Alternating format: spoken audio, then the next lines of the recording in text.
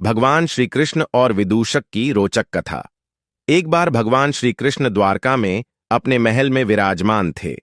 उनके मित्र, परिजन, मंत्री और प्रियजन उनके साथ समय बिता रहे थे।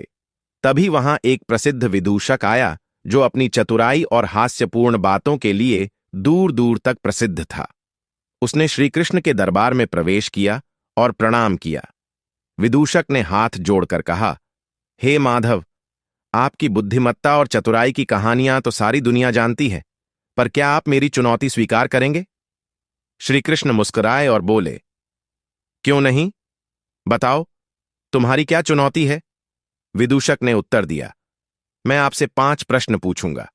यदि आप पांचों का उत्तर नहीं दे पाए तो मुझे अपना सबसे प्रिय आभूषण देना होगा, परंतु यदि आप उत्तर दे देंगे तो मैं आपके चरणों में समर्पण कर दूंगा। श्री कृष्ण ने हंसते हुए कहा, यह तो बहुत आसान शर्त है, पूछो अपने प्रश्न। पहला प्रश्न। विदूषक ने पूछा, भगवान, संसार में सबसे तेज क्या है?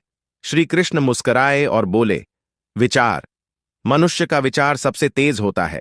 वह पलक झपकते ही इस लोक से उस लोक तक पहुंच सकता है। विदूषक ने सिर हिलाया, अद्भुत उत्तर, प्रभु। दूसरा प्रश्न। फिर विदूषक ने पूछा, सबसे भारी वस्तु क्या है? श्री कृष्ण ने उत्तर दिया, एक दोषी मन। जो व्यक्ति अपराध करता है उसका मन कभी हल्का नहीं रहता। वह बोझिल रहता है और व्यक्ति को चैन से जीने नहीं देता। विदूषक फिर प्रभावित हुआ।